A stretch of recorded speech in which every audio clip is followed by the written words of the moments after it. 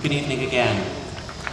I'm Steve Novak, Director of the Douglas County Historical Society and the Watkins Museum of History.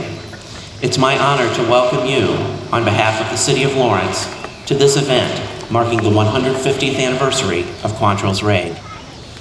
This devastating attack focused the eyes of the nation on Lawrence and was a turning point for our community. Tonight, we memorialize the men who lost their lives, honor the heroism of those who survived, particularly the women who bravely endeavored to save their homes and their families. And we celebrate the resilience of those who enabled our city to rise from the ashes. As we remember the tragic events of August 21st, 1863, may we be inspired by their spirit and determination to work together for the betterment of our community and the good of all.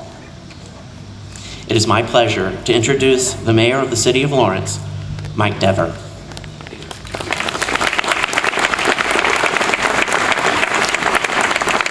Thank you. What a great turnout. What a beautiful day. I'm so glad to share this important event with every one of you this evening. I don't think we could have asked for better August weather, and I can't think of a better way to honor the past citizens of our community than this speech this evening. So please let me move forward. A monument at Oak Hill Cemetery is engraved with the following inscription: dedicated to the memory of 150 citizens who, defenseless, fell victims to the inhumane ferocity of border guerrillas led by the infamous Quantrill in his raid upon Lawrence, August 21st, 1863.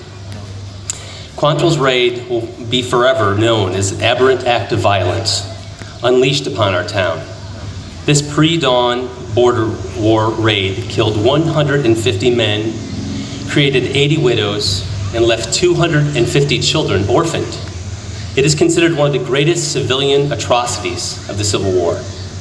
The raid was nothing short of a repulsive, vengeful incident that marred our young community at a time when the country was transfixed in a war that pit family against family, neighbor against neighbor, and state against state.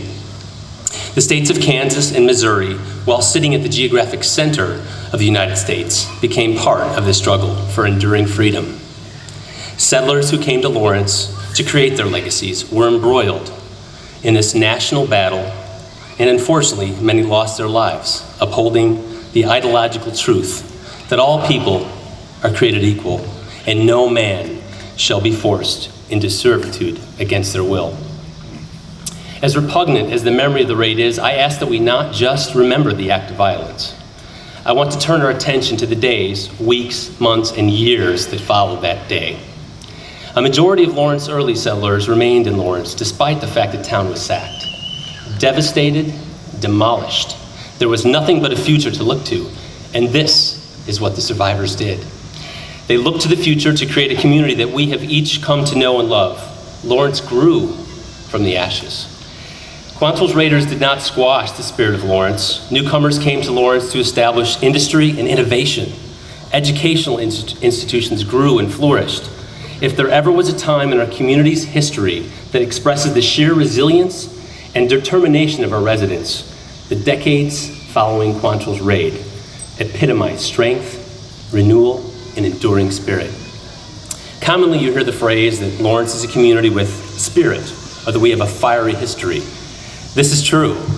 The memory of the massacre of Lawrence still strikes a chord in each of us, nearly 150 years from the day when our community collectively wept and had the tremendous task placed upon them to bury the dead and proceed onward. This is what we do as a community. We come together, we fight for causes that motivate us. On behalf of the Lawrence community, I want to express my sincere appreciation of the community partners who've helped us commemorate this 150th anniversary of Quantrill's raid on Lawrence. Our goal for this commemoration was to honor the victims, but also to celebrate the survivors and their accomplishments. Our adopted city motto, is written by Langston Hughes, provides a great sentiment and direction for our community. We have tomorrow bright before us like a flame. Thank you very much, and I hope you enjoy the ceremonies.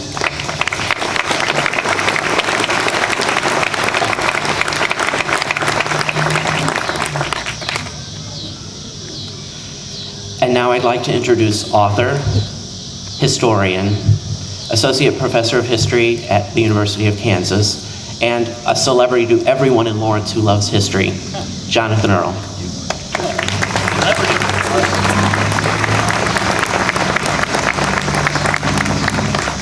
Thank you, Stephen Mayer.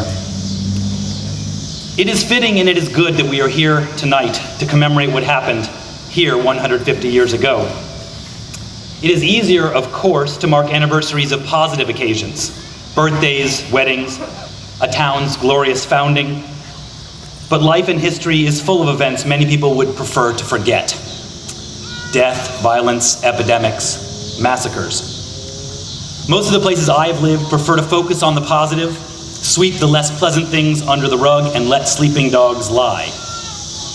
But not Lawrence. Not this town.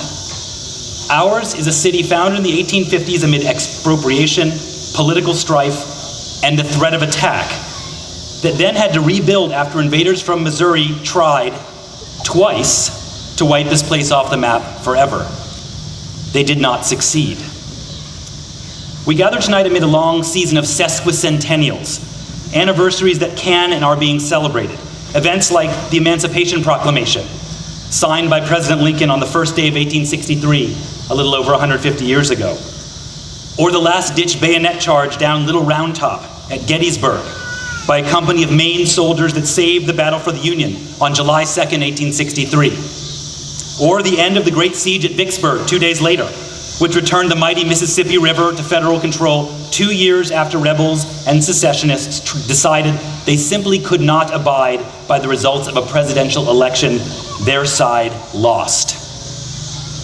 August 21st, 1863 makes it into the history books too, but as an example of the horrors of war and how they sometimes overrun the battlefield and descend directly into the homes, the churches, the businesses of innocent men, women, and children. So it is fitting and it is good that tonight we mark the somber anniversary of an attack on our town in just its first decade of existence by an invading mob led by some of the most pitiless individuals a decade of civil warfare ever begat. These irregular bushwhackers were not soldiers in any professional sense, although their leader, William Clark Quantrill, was granted a captain's commission in the Confederate Army for his raid on Union-held Independence, Missouri. Those who now glorify the Confederate side and bestow it with words like honor should remember this. Quantrill was no stranger to Lawrence. He was an early immigrant to Kansas Territory from the Free State of Ohio, who taught a term of school just south of town and became a resident of what is now North Lawrence, then the Delaware Indian Reserve, and later a long-term guest at one of the town's hotels. So he knew this place, its people, its buildings, its quirks. He had friends, he had former students, he had neighbors here.